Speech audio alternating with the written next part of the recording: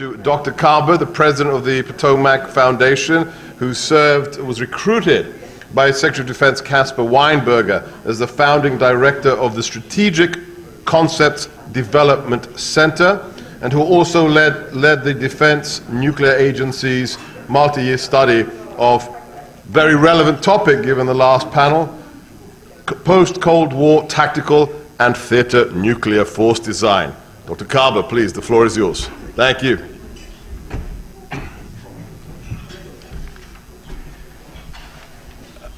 A lot has been said in the last several sessions, very illuminating. And let me start by saying, while I use the term hybrid warfare, I have no brief of using Dr. Peterson's term, new generation warfare. It's fine with me. Or Jack Ziek's point about it being, a lot of it being old. I think there are some elements that we're seeing in Ukraine that are particularly dangerous and not seen by the West. And in that sense, I sort of stress new aspects, but I'd be the last one to say that we hadn't seen a lot of this before.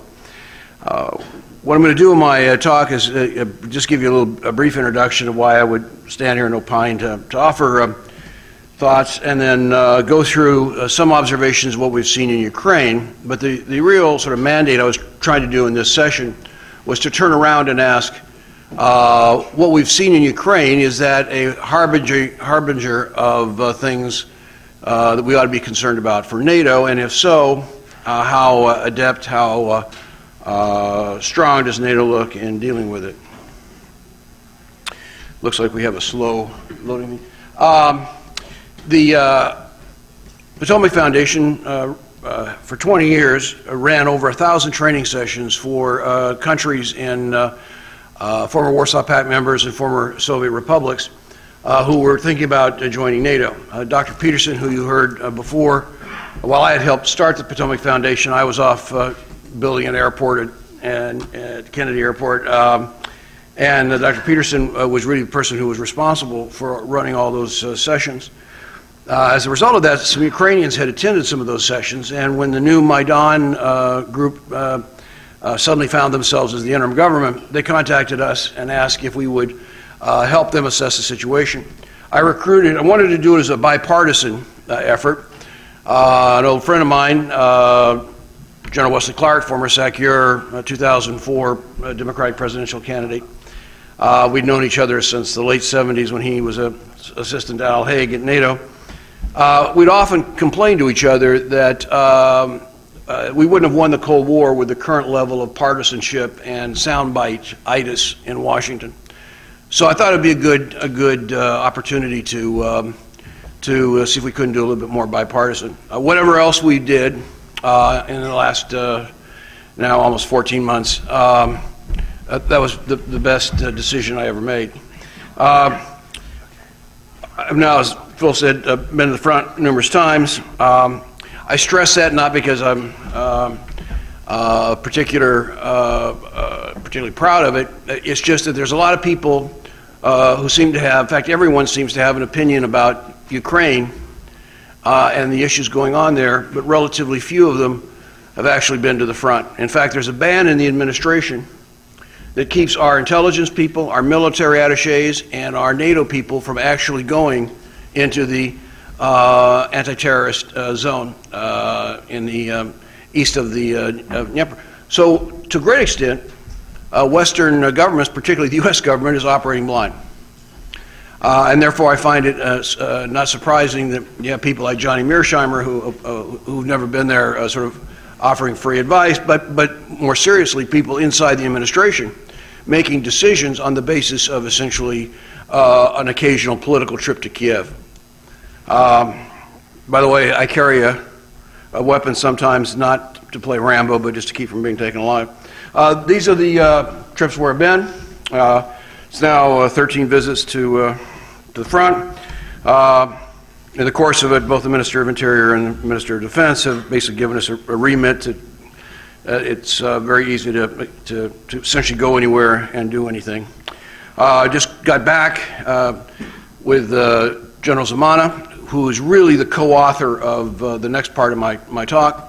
Zimana was chief of the general staff of Ukraine. He'd been a Russian armor officer in the group of Soviet forces in Germany, opposite the British Corps.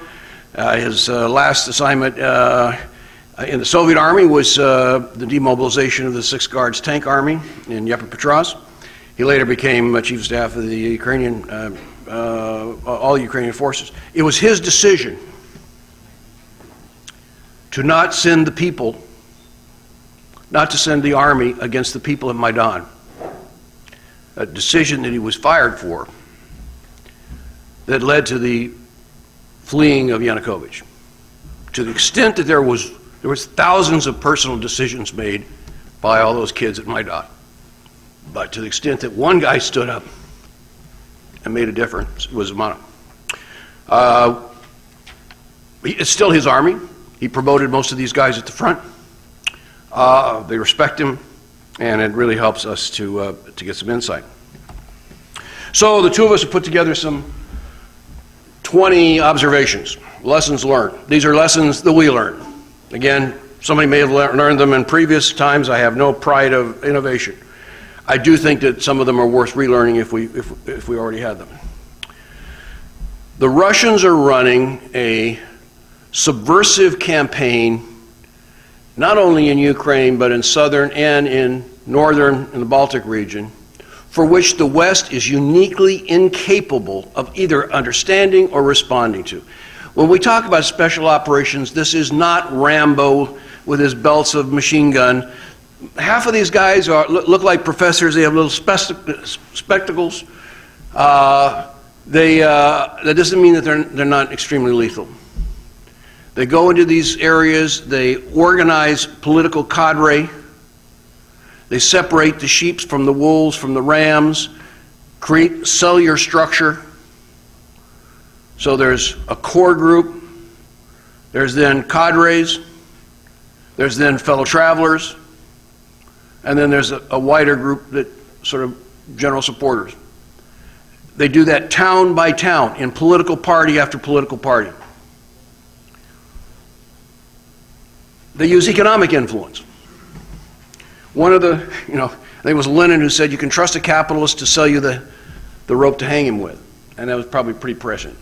We're all in favor of free enterprise, but when you carry free enterprise to its logical extreme, people are willing to sell their patriotism, their trust in their own country, or their commitment to an alliance for money. And the Russians are uniquely adept at finding that weak spot and playing it to the hilt, not just in Ukraine, but elsewhere in Europe. I was interested in the comments about Russia and Germany. I sat with senior, cabinet level German officials who basically say we can't do the right thing. We understand what the right thing is. We understand what Russia's doing. But we and Russia have a partnership, and we just can't violate that economic partnership just to do the right thing. There's a lot of terrorism. Most of the terrorism is unseen. It's a police officer who's assassinated. It's a politician whose body ends up tortured, thrown in a lake along with his young assistant. It's the daughter of a political organizer who is gang raped by the Chechen. We don't hear about most of that. When they take over a town, we don't understand that the police officer, the duty officer at a police station, was called and said, we know where your wife and children are there at the following place, and if you want to see them again, do not send a response unit.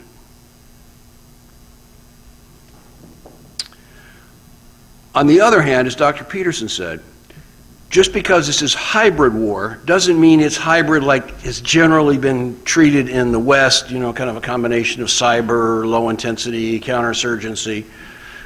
This can rapidly turn into high intensity combat. In fact, some of the highest intensity combat that has existed in the modern world.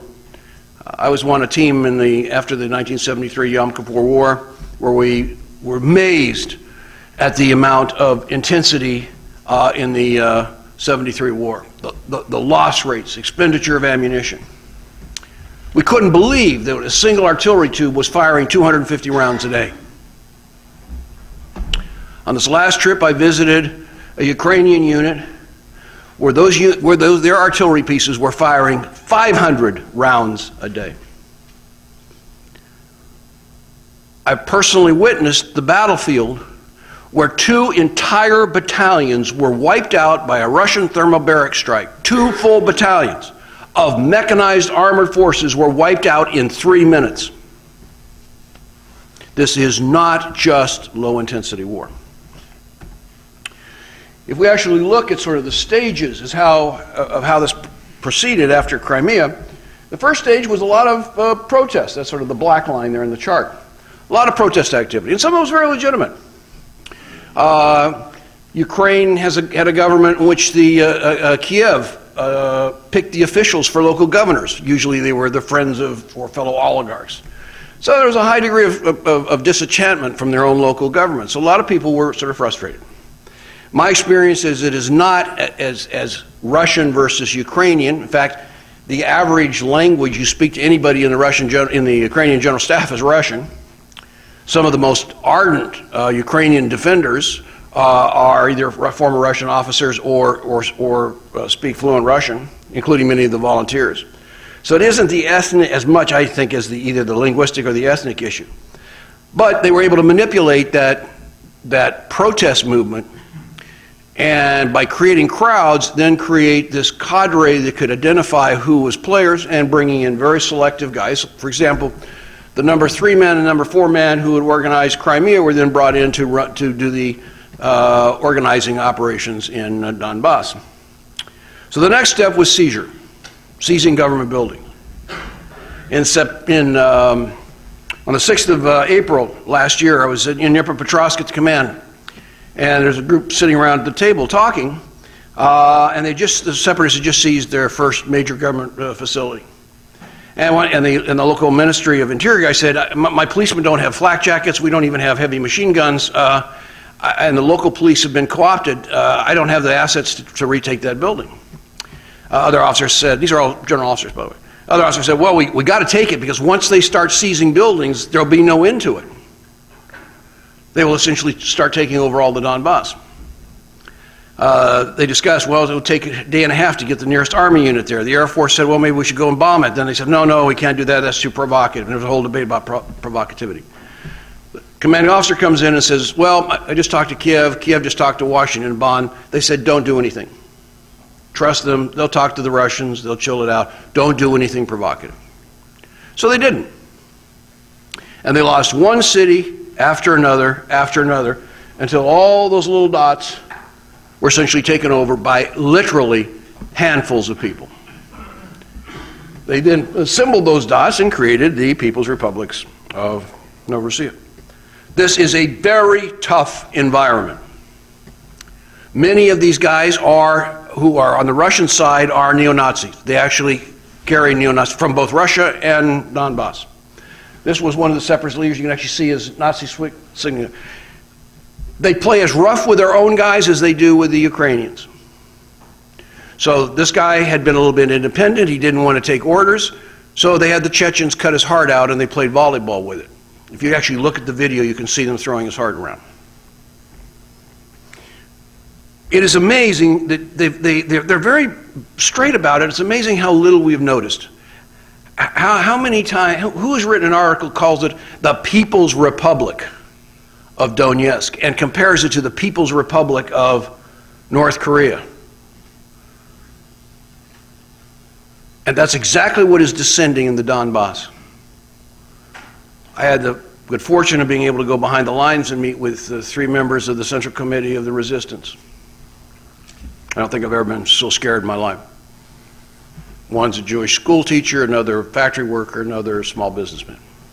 What they describe is essentially Stalinism seeping down at every level in that society. A babushka sits at the back of the class and reports on everything the professor says. Several of the professors whisper to the professor, we've been asked or recruited to report on you and everybody else in the class. The same thing's happening on the factory floor. By the way, the factory guy was a separatist and in favor of seceding from Kiev, but after his daughter was raped by the Chechens, he'll never go back. The small businessman reports of all the rules and regulations and the controls and the reporting. It is truly a Stalinist system that is taking hold there. Midsummer, Russians started coming in with main forces.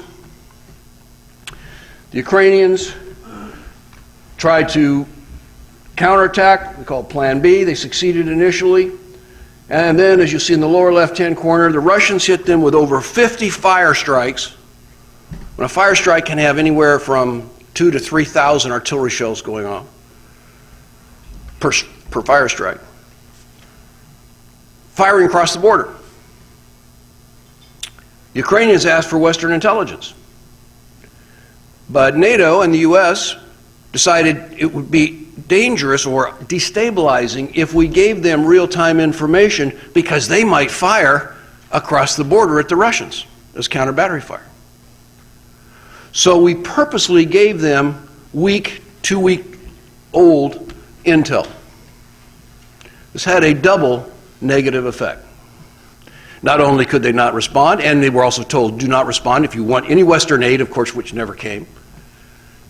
If you want any Western military aid, don't dare be provocative. The other thing is by looking at that intelligence, not understanding how the lag time in it, they never saw the Russian invasion of August coming.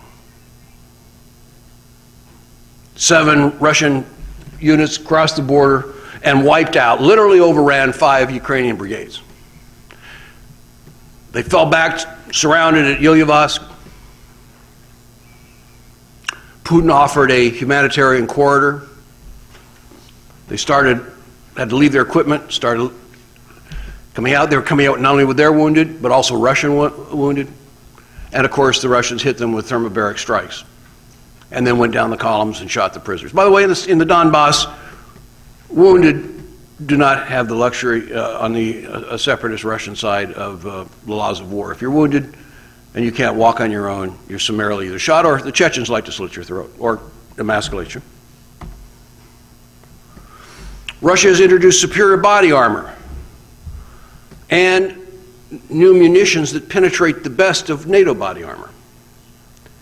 Russian artillery and multiple rocket launchers utilize advanced DPICM, that's dual purpose improved conventional munitions, top attack munitions, and mines.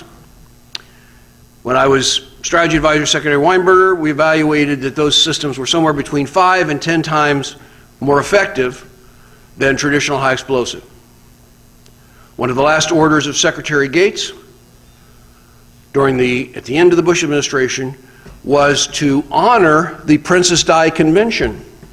Princess Di, as you know, deeply concerned about mines around the world, had promoted a lot of effort, a treaty to ban dispersible mines. The United States did not sign that treaty.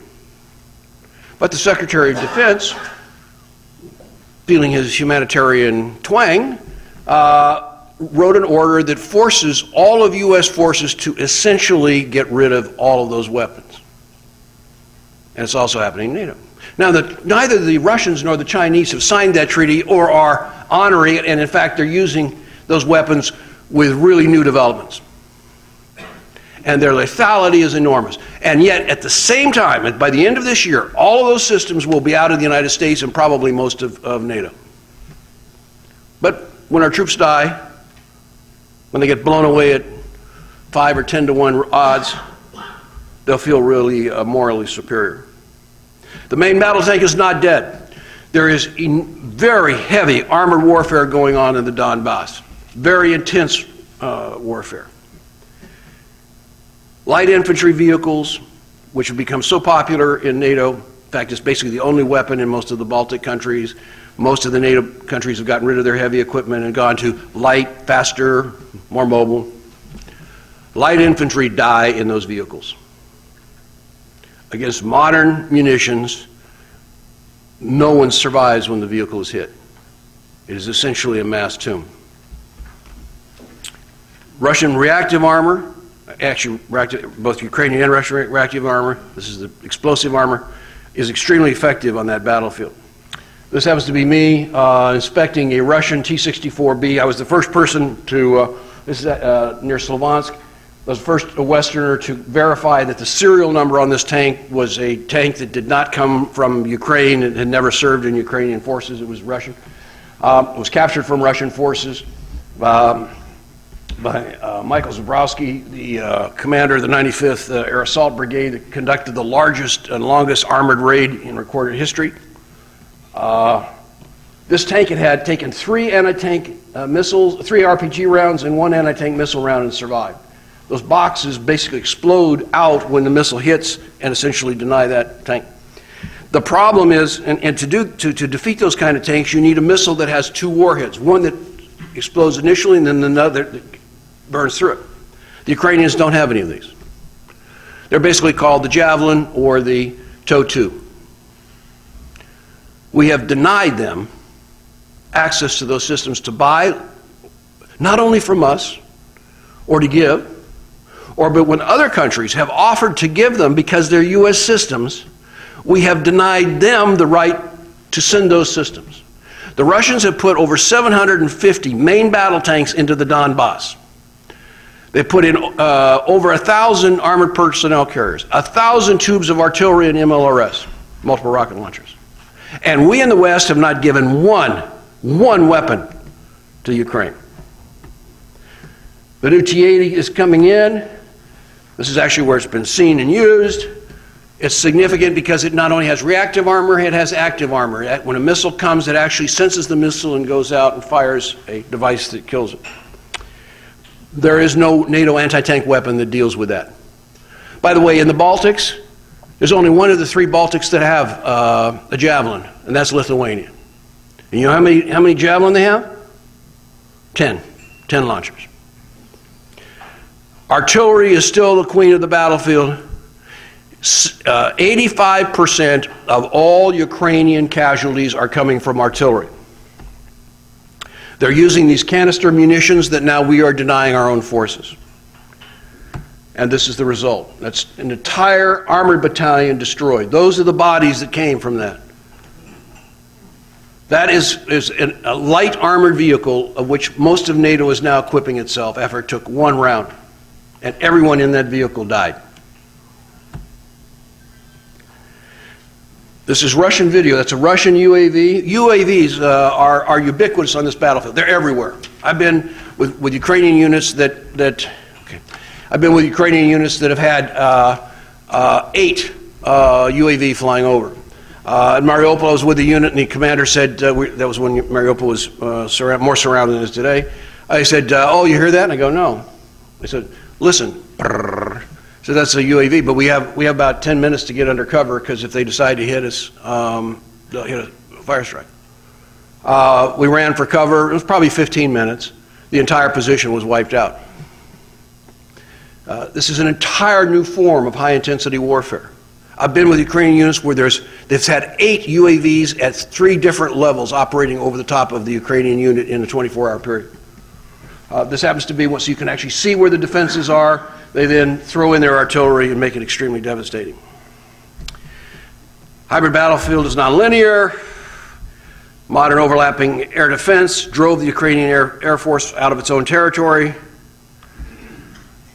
Electronic warfare is constant. The OSCE was donated some German UAVs to monitor the ceasefire, and they've all been taken down by Russian electronic warfare. It's the air defenses over the Donbass. As somebody said earlier, these separatists are just miraculous. They've been able to invent UAVs. They've been able to construct modern weapons and deploy one of the densest air defense zones anywhere west of Siberia. The Russians have deployed about 44, maybe it's probably closer to 50 right now, battalion tactical groups from all over Russia. It's unbelievable. All the way from Sakhalin, Murmansk. Part of that's a strength, part of it's a weakness. They do not want to send conscript infantry into combat because they don't want the body bags. So they will take these battalion tactical groups out of a brigade, they send them in, and then they fill them up. I call it the M&M strategy. So the hardcore, half of the battalion is Russian officers, Russian specialists, Russian professionals, or what they call contract troops. The other half can vary from being Spetsnaz and airborne guys on the one hand to separatists, all the way to what they call zombies. What happened in February is in the Luhansk military area, they released over 1,000 guys out of Luhansk prison. They typically give them a full glass of vodka and a pill that's a combination of lithium, dexedrine, and Demerol. And they literally walk across the field like zombies. I've seen the battlefield that makes it look, and when the Ukrainians hit them, they don't run for cover, they just walk. It looks like Gettysburg. This is where the front line now is in black, and sort of future scenarios could be, I'm going to walk through a couple. One would be to take the rest of Donetsk and Luhansk. That could be recognized by the Russians. The Russians could then legitimately deploy troops there or annex them. More likely is either an effort to swing down and extend that area so they have a land bridge to Crimea. The good news about Crimea is the Russians got it. The bad news is they got it. 70% of the electricity, 75% of the food, and 80% of the fresh water comes from the mainland. Crimea is Russians might be able to replace the electricity and maybe the food. They'll never replace that fresh water. So without having that land bridge and the canals running into Crimea, they essentially have inherited an enormous economic basket case. The other option, is, of course, is to swing all the way through to Novorossiya and get to Transnistria. The Russians talk openly about the importance, somebody else mentioned, about the military-industrial value of Kharkiv, Dnipropetrovsk, Nikolaev, and of course, then you have a whole southern land corridor. The implications of that for NATO, of course, are significant. Lastly, sanctions have had some impact. They're particularly important in terms of with a drop in oil, because they reduce the flexibility of being able to move financial assets around, but they've certainly not stopped Putin, nor has arms control. This is the negotiated ceasefires, whether it's, and same true, by the way, as Minsk II. The word ceasefire is a farce, and it ought to start being called that. The Russians manipulate it, they take advantage of it, they exploit it, and then they turn around and launch offensives around it. I'm not against the OSCE. They are essentially a marriage counselor, not a divorce lawyer. The OSCE is designed for people who want to try to resolve conflicts. They are not an organization that is truly oriented to enforcing a ceasefire or arguing a particular case for truth. It is ridiculous that they only have 250 people. They were bragging, oh, we're going up to 350. You couldn't monitor that without 3,500. If I showed you a map, unfortunately it's classified, so I can't show you. The map that was agreed to at Minsk II has been hidden from both Ukrainian and Western publics. And if you look at that map, it shows along the border no OSCE tracking for across the points. It shows other places where they only have 50% time they can be there, only other places where they can only have 25%. That map is an absolute indictment of that process and the Western politicians, Holland and Merkel, who brought it. And it is being intentionally kept. It's an arms control agreement that is being kept secret. Russians hide their stuff. They put it in civilian areas. I'll just get two last slides. You got problems with the Russians we've talked about. It is now expanding into the Baltic, and it is also having a negative effect in the central region. In the Baltic, people are scared and they're starting to react. The trouble is, you got NATO members, you got different, you got Finns and Swedes who aren't part of NATO, and no leadership on the from the center or from the rear of NATO. In the center, people are basically sort of smelling the drift and going and making their own deal with Moscow, whether it's Hungary, whether it's Czech Republic, whether it's potentially Bulgaria, Romania, Moldavia, are hanging on by a thread. The Germans don't like Sackyer speaking truth to idiocy, so they're now trying to remove him.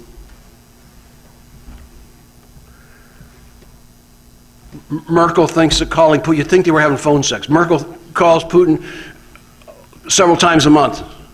And what do we get out of it? We get Minsk too. This is not the only place where Russia can cause problems. It's not only in a whole bunch of other countries. The former NATO forces on the Central Front are a quarter of what they used to be. So Germany, all the allies down.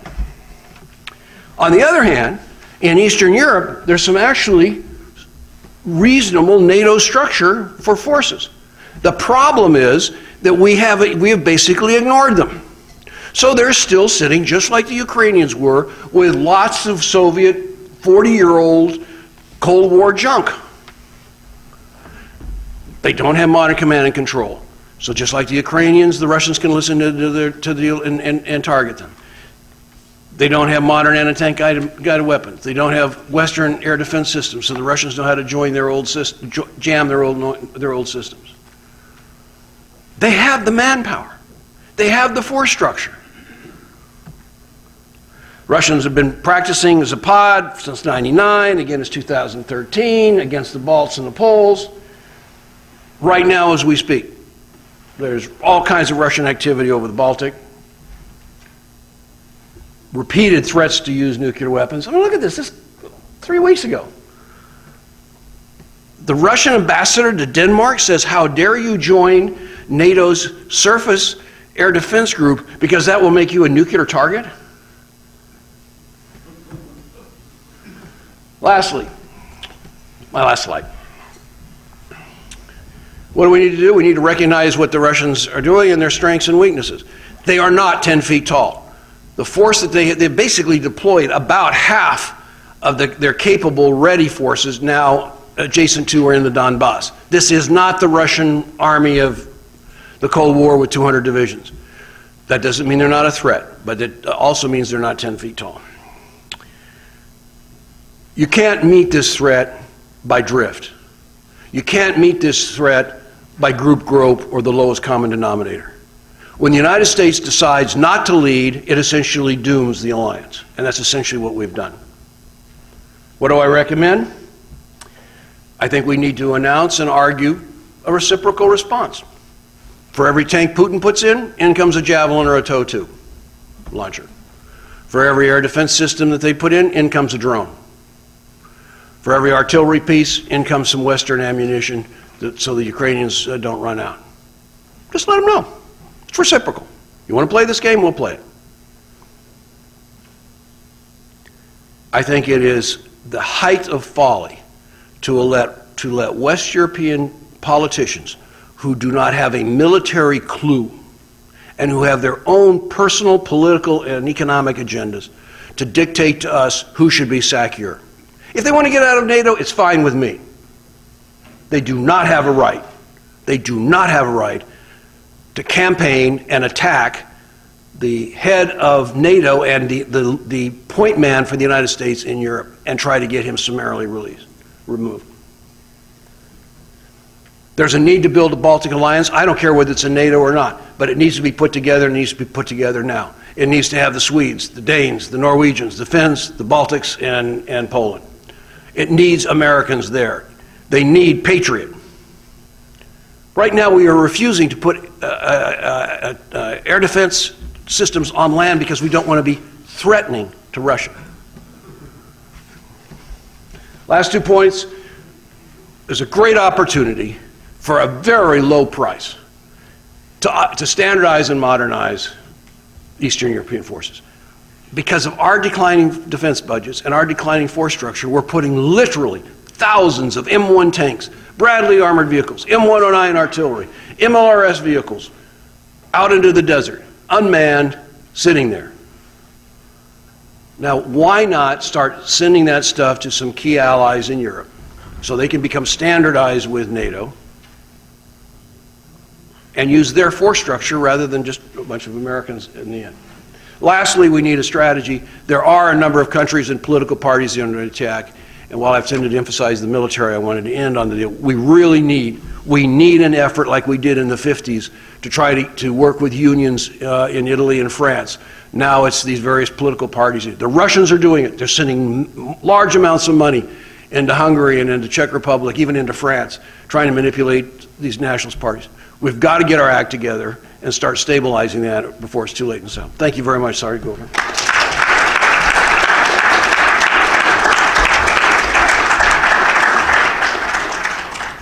Thank you so much, Dr. Karber, for your sobering presentation, but mostly for your very concrete recommendations.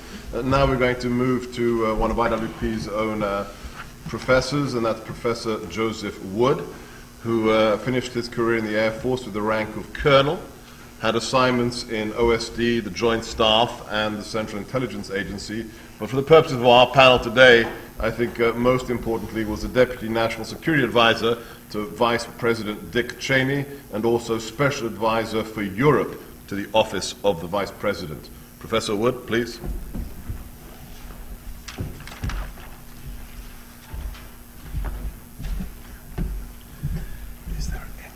Well, thank you, Dr. Gorka, Dr. Lanchowski. It's an honor to be here and be in front of all of you. I'm going to give you whiplash if I'm not careful. You've just heard a very fine-grained, interesting, well-documented presentation on a specific problem of Ukraine, and I'm going to back off from that and talk about great generalities and almost platitudes that I think unfortunately have the effect of making the fine recommendations that Dr. Karber offers unlikely, and talk about what we might try to do as well so that those become more likely, as they certainly should be, because they're great recommendations as well. The panel this afternoon, the topic is NATO and Central Europe. And I'm going to give you a very personal perspective on these. Central Europe is, for me, an acquired taste of the last few years, particularly when I worked at the White House from 2001 to 2003, and again from 2005 to 2008. Central Europe was a preoccupation of mine. I was able to visit the region really for the first time. I'd only been to Hungary in 1985 and to Berlin in 1987. Spent a lot of time in Germany, but not farther east than that. And so I was able to travel in the last few years to Central Europe, and I really love it. I realize it's a highly diverse and varied place. Poland is not Croatia, is not Lithuania, is not the Czech Republic. But as a region that we can talk about as something that at least one time was a whole, and I think still has a lot of common characteristics, is a place for which I have an unexpected affinity. You know, IWP is filled with people with names like Lanchowski and Kotokiewicz. I sometimes think I fill a good function just by having the name Wood and being in the place. But there's no reason why I should have this kind of affinity for the place that I do, but something about the sensibility of Central Europe is deeply attractive to me. And as I've talked more and more with friends from Central Europe, I think I understand what that is, but I won't get that personal with you this afternoon. Now, NATO, on the other hand, if Central Europe is sort of an acquired affinity for me in the last few years, NATO is something that I lived at every level. I had 2 tours in Europe in the Air Force, one in the mid-1980s, stationed in England, flying A-10s. My squadron had a mission of close air support for the Fulda Gap, and we were 24 hours a day, 7 days a week, concerned about the Red Army. And I walked the terrain, visited the borders of the then Czechoslovakia, Eastern Germany, and as I said, traveled to Berlin in 1987. And so that was in my mid-20s, and I in many ways grew up in the Cold War. I entered the Air Force knowing that the Cold War would be my primary mission, and that unexpectedly got changed, obviously, in November of 1989. And I returned to Europe in the mid-1990s. I was a squadron commander in F-15E, and our mission was completely different. I spent most of my time over northern Iraq enforcing the no-fly zone, or over the Balkans enforcing the no-fly zone there. Participated in NATO's first combat operation, the Bosnian bombing campaign of 1995. Participated as a commander in NATO's nuclear mission as an F-15E squadron commander. And so I, for 7 years of my life, at two very different periods, lived NATO operationally. When I was at French Defense College in the late 90s, I was detailed up for 2 months to work for SACEUR General Clark during the Kosovo campaign. Absolutely fascinating 2 months. Was on duty at his chateau the night that we bombed the Chinese embassy, if any of you remember that. I can testify that it was an accident because I was confused all night when the intelligence people were bringing me maps showing the Chinese embassy in the place that it was no longer. Good example of how geography really counts at the very micro level.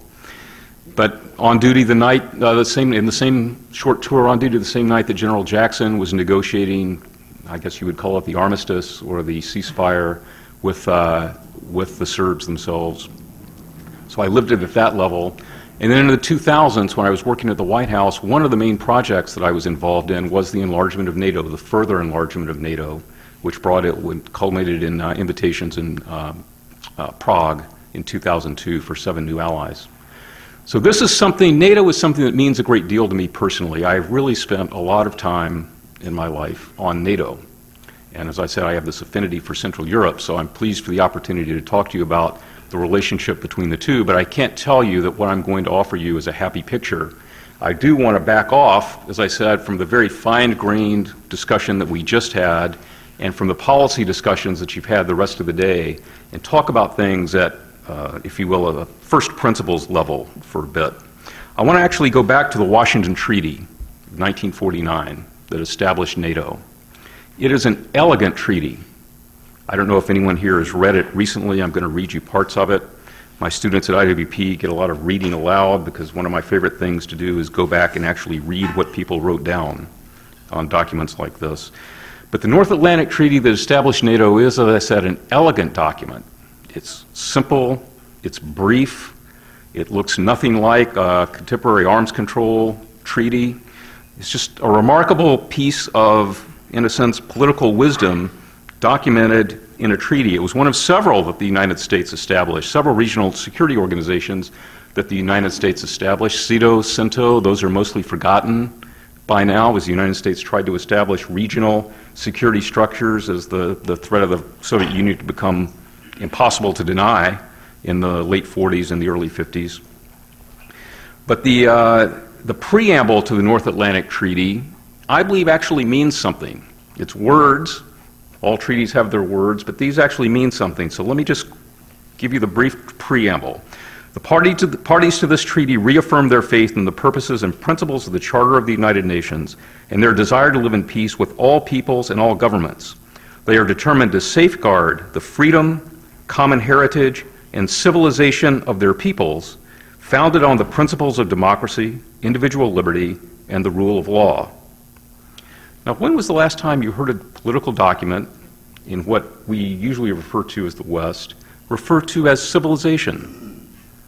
It doesn't happen anymore. It happened in 1949. And for a very particular reason. These people knew what it was they were defending. And if you think about the leadership of NATO in the early 1950s, Lord Ismay, the first Secretary General, Dwight Eisenhower, the first SACEUR, Montgomery, the first deputy SACEUR, that is gravitas. That is real leadership based on the hardest of political and military experience. And that is the core of the formation of what NATO came from. We are not there today. We had some allusions earlier to Chancellor Merkel and the Germans, what they've been up to. We have some, I'll return to a little bit briefly on what the current administration's outlook seems to be. But we're in a very different position today. And I believe it's because our commitment to what we heard in the preamble has changed substantially in the 50 to 60 years since that preamble was written.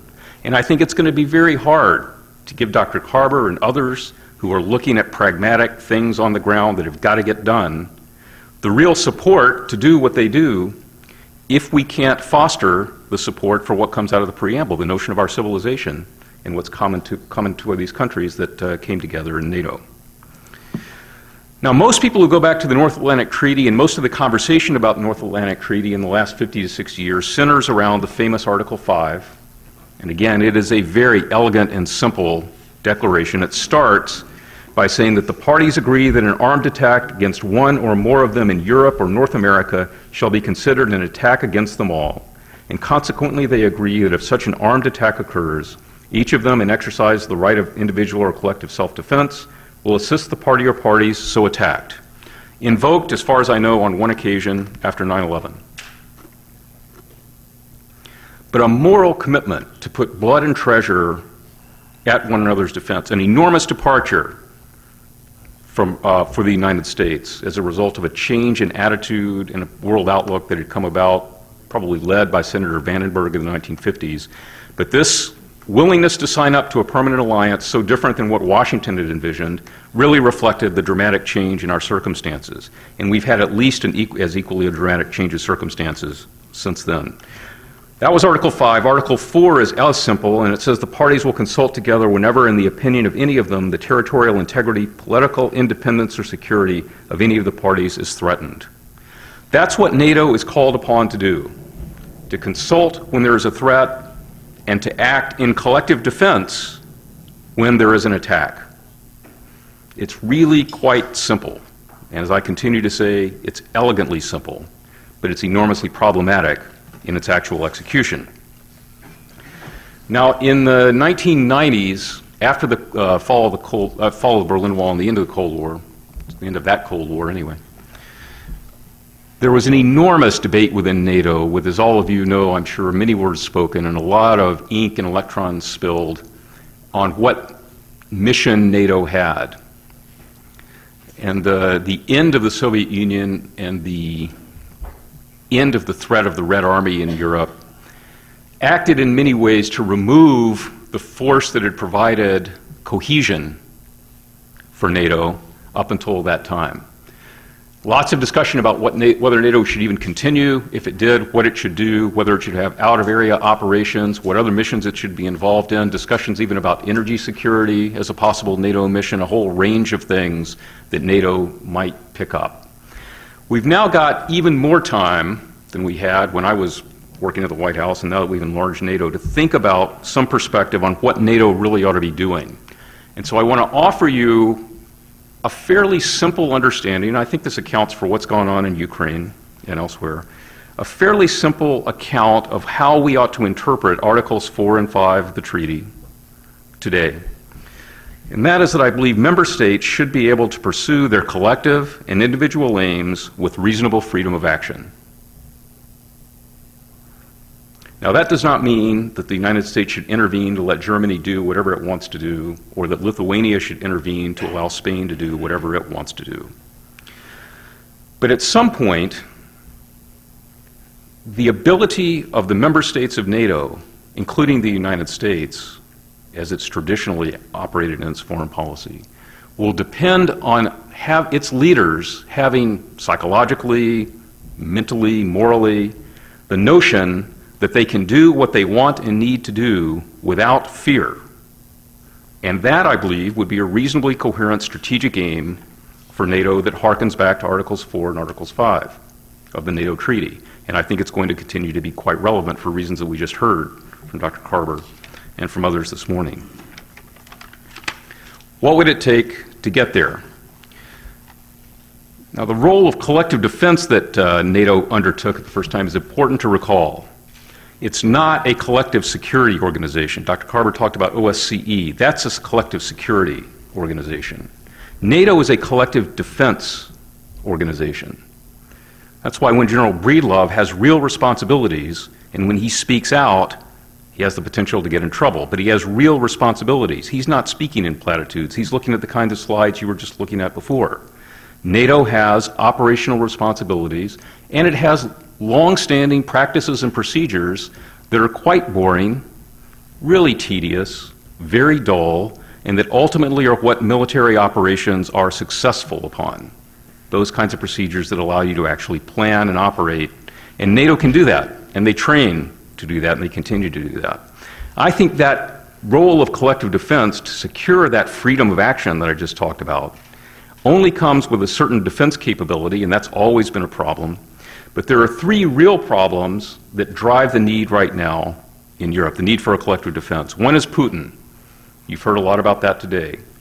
It appears to me that his strategic goal is chaos, and therefore the fear that would prohibit or at least minimize the freedom of action that Western leaders would otherwise have. The second is the United States. For any NATO member, NATO has always been fundamentally a security relationship with the United States. Lord Ismay famously said it was keep the United States in, the Germans down, and the Russians out. It's always been about that relationship of keeping us in. The EU, on the other hand, is now really about an economic relationship with Germany. And it's that tension between those relationships that's created a lot of problems that you've heard about today. The third problem is, first problem is Putin, the second problem is the US and our own indecision. Now I will say, and this is no more informed than any of you are by looking at the newspapers, it appears to me by their actions that the Obama administration has certainly said to Europe, you're not as important as you used to be. That's actually a step up. At the first of this administration, our friends in Central Europe were hearing that because they had been good allies of the United States during the Bush years, they were no longer going to be good allies of the United States. When the Central European allies face that kind of back and forth, it's very difficult for them to argue that this is some kind of a moral commitment, to argue to their people that it's some kind of a moral commitment.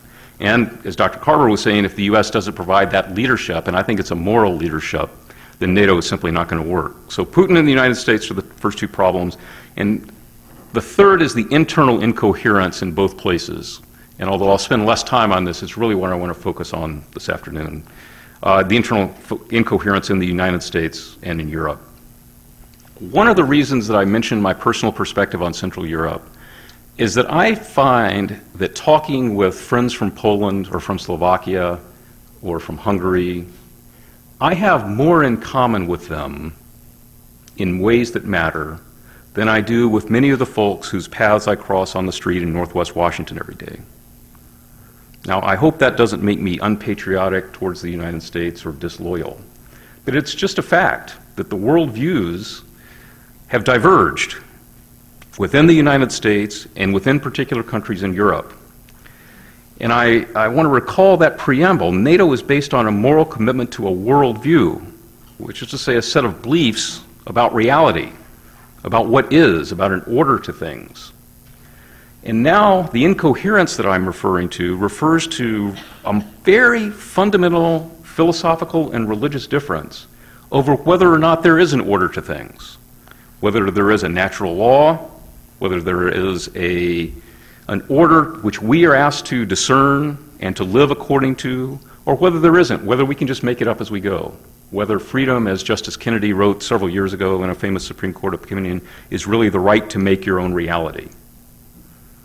Those two are very hard to reconcile. You can have real political fights about means, about what you're going to do about problems.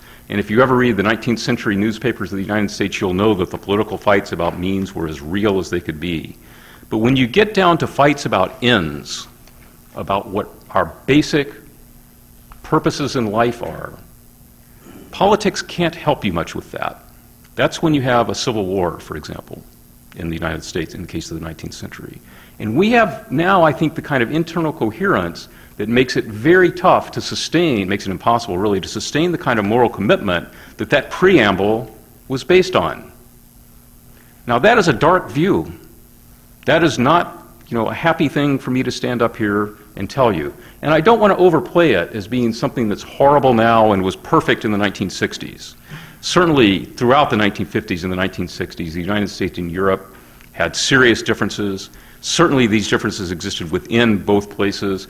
But the large looming fact of the Red Army during those years was sufficient to provide a certain coherence to NATO and to just enough to keep it going, just enough to keep it moving. In the 1990s, we had the Balkans, and still on the part of the Central Europeans who wanted to join NATO and Western institutions, the very fresh memories of the Red Army and a desire to be in institutions that would prevent that from happening again.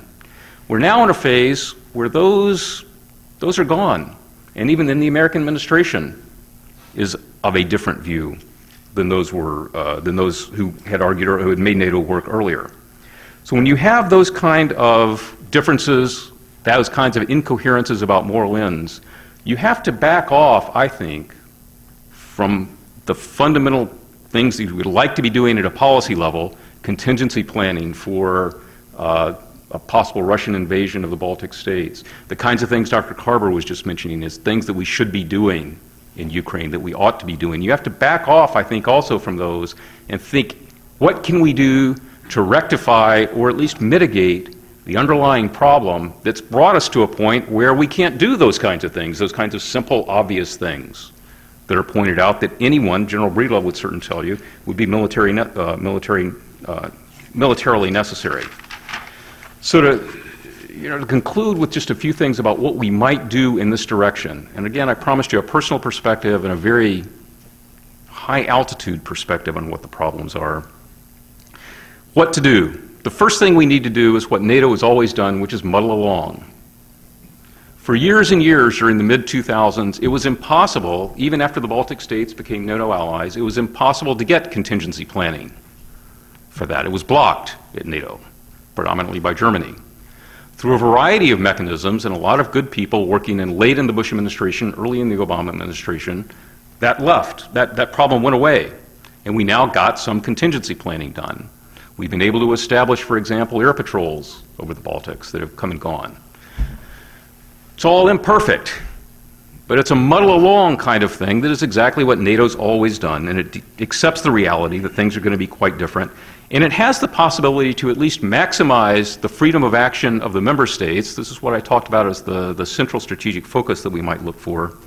At least maximize it for those who want that kind of freedom of action. The second thing is that those who are really interested in the preamble, who take that kind of thing as true, have got to work with like-minded people on both sides. And they've got to accept the fact that you may have to do this outside of traditional political structures. Now, as a reference to do that, I want to just take you back as the last point to the NATO Treaty, the Atlantic Treaty itself, and to the rarely read Article 2, which is actually an action article in the NATO treaty, in the Atlantic Treaty for NATO.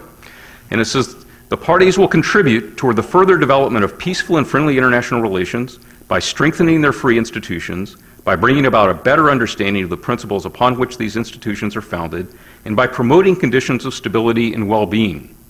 And I'd offer you that idea that the NATO allies in Central Europe and the United States and Western Europe, those who are interested within those allies, the populations that are interested in those things, have got to find ways to work together and can point to Article 2 as a reference to say, we're bound to do this, we're obligated to do this, and let's go forward and do it. And then, as we generate a little bit of political momentum for these kinds of things, hopefully we'll be able to go and do the kinds of things that Dr. Karber's talked about, the very practical things that have got to be done when you have people getting killed every day. But in the meantime, we have a big problem of philosophical coherence, of moral coherence, if you will, and we've got to go back to resolve that to hopefully get some kind of effectiveness back into NATO. Thank you.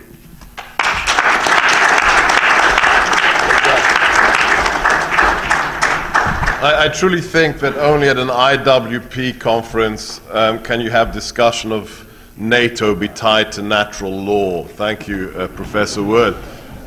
We have some time before our coffee break, so please, over here on the right-hand side, first question, and then in the back.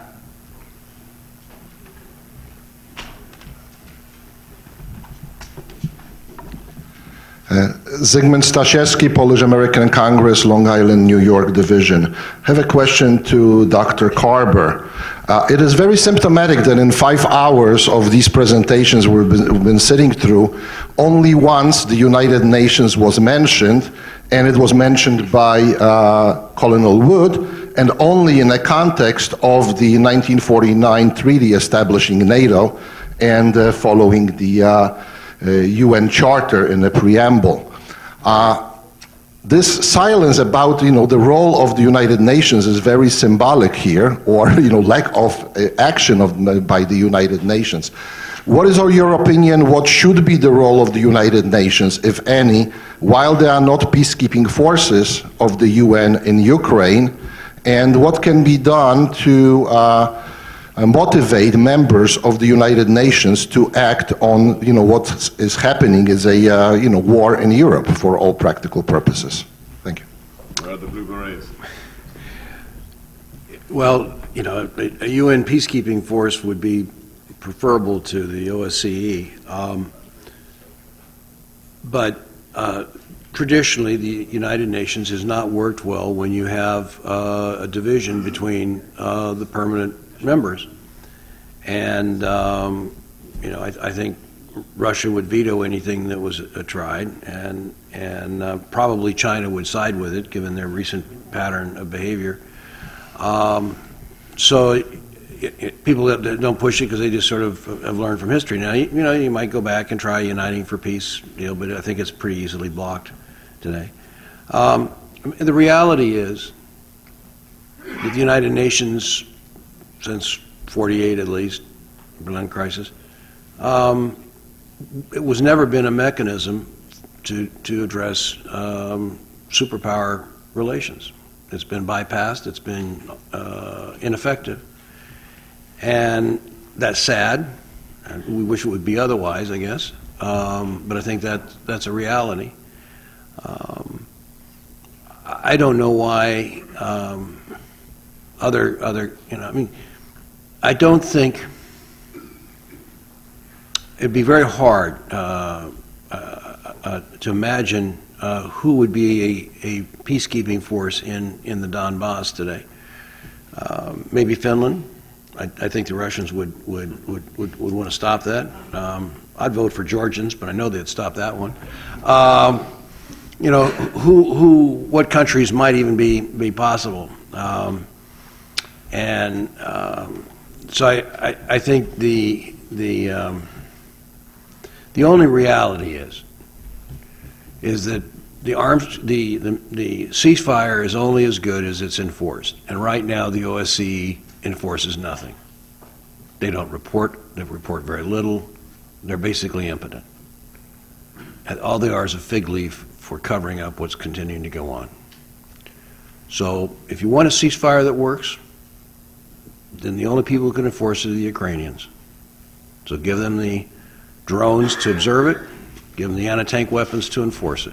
And if you don't do that, then all the other international organizations are probably just illusionary. Thank you. Dr. Peterson?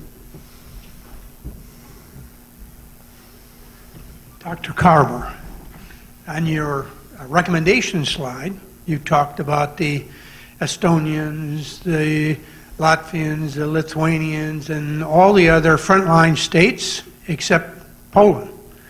And so we in the back row here would like to get your recommendation with regard to Poland. Thank you. Well, that's not an oversight. It's actually, I think, at the core. I had a comment there about whether it's in NATO or not, we need to create a Northeastern Alliance framework. And the core of that is, in fact, Poland. The #1 candidate on my list to get U.S. equipment and to become standardized is Poland. The #1 place that the U.S. ought to be putting troops, in my opinion, is Poland. Poland, excuse my Polish friends probably won't like this comparison, but in this context, Poland is the new Germany. It's the Germany of the old Cold War. It is the frontline state without which there is no center. The center does not hold. So now I think it's dangerous just highlighting Poland and dumping a huge amount of responsibility and visibility in Poland, and that's why I think it is very important to make that alliance group as large as possible. And I'd rather have the Swedes and the Finns in than Germans or Italians, to be honest with you, because all the other guys are going to do is just get in the way and stall and pursue their own thing. So I don't care if it's in NATO or not. I don't think that the Baltics or Poland or Norway or Denmark, countries who join NATO, should get out of NATO. I think it gives them a lot of, you know, they fought hard to get in there, and it provides them some help. I don't see why a Northeast alliance is It has to be either or to NATO. But just to be brutal, I really don't give a damn about the Germans being in an alliance with us when they act this way. I'm humiliated. I spent most of my professional life defending Germany.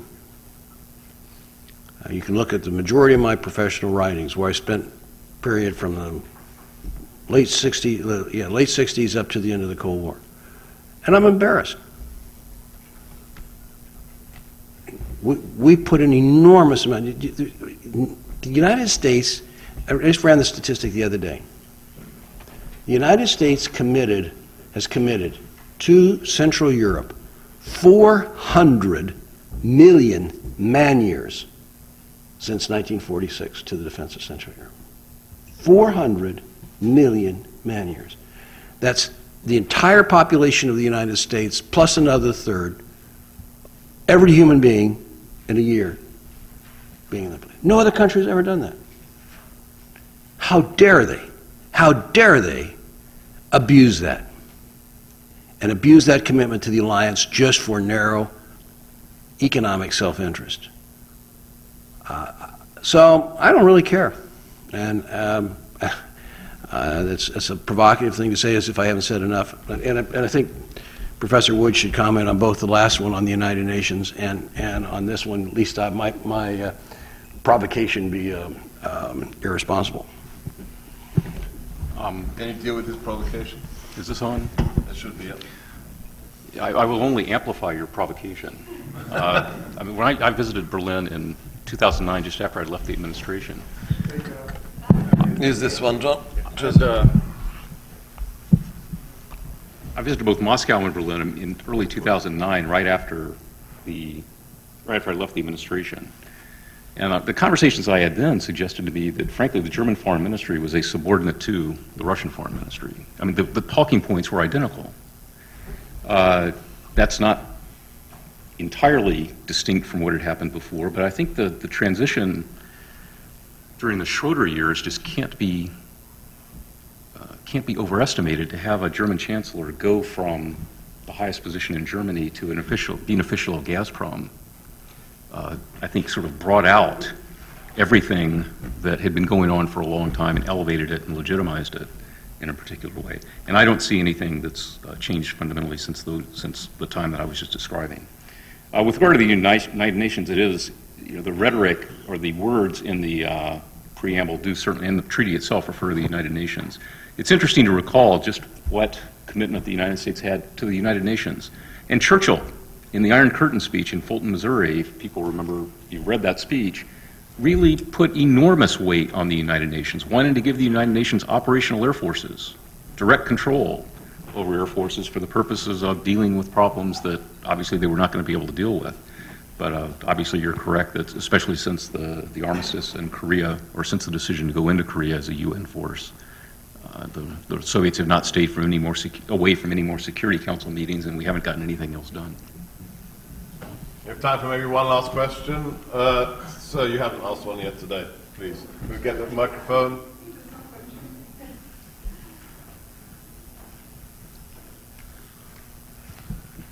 Thank you. I'm Andrzej Burkhardt of Polish American Congress, New Jersey Division. I'd like to ask Colonel Wood a question. We know that as late as 2009, NATO didn't really have any real contingency plans to defend Poland or the Baltic states. Has there been any improvement for today? Thanks. Yeah, my understanding that there has been, that we were able to work around the German objection beginning in late 2008. Ambassador Kurt Volker worked hard on that and found some workarounds that helped. And that early in the Bush administration, primarily as a result of the work of Secretary Gates, we were able to work with the Germans and get essentially their hold lifted so that they would not break silence when we asked to do that. And that we then entered into at least some level of operational planning. I think US EUCOM, the US European Command, has its own planning process, which is unencumbered by anything that goes on at Mons. And so they have, I'm sure, I suspect, plans that are on the books as well. So I think, you know, there was some progress made in beginning late 2008 and in the first 2 or 3 years of the Obama administration, as I said, primarily under the influence of Secretary Gates, at the same time that we were increasing air patrols in the Baltics, and just, you know, that was another, I think, good step. On the backside, we lost missile defense, which I think we did to ourselves in the Bush administration by not getting ground broken on the actual missile defense sites before we left office, largely, I think, due to concerns about Russia, the same kinds of concerns that you talked about in this administration earlier. Dr. Karber may have some comments on it as well. It may be far more current than I am on the issue. There are, it's a difficult subject to talk openly about. There have been some plans, as Professor Wood said. But these are, in my view, not the kinds of plans that we had for the Central Front, which involved detailed contingency plans for combat that would drive readiness and so forth. So I think the stuff that is going on right now is a step in the right direction, but it is oriented to training, it's oriented to command and control, talking to people, it's showing the flag like we just recently did with, you know, vehicles in the Baltic.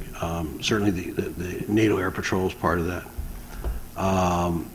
But that's, in my view, different than a war plan which says if the Russians launch a pod exercise and turn that into a real war in the Baltics and against Poland, what are our contingency plans? Up through the end of the Cold War, we had a detailed set of what we expected and what we anticipated and what we thought we would do. I don't think we're there yet, to be honest. I hope I'm wrong, but from my conversations, I don't think we're there yet. It's just a personal opinion. Don't quote me. Well, thank you. Thank you so much, Professor Wood, for reminding us at the strategic level why the alliance was originally created and the gravitas of that organization. And thank you to Dr. Karber for telling us really what's going on the ground and what the Ukrainians are suffering today. Thank you so much. Thank you.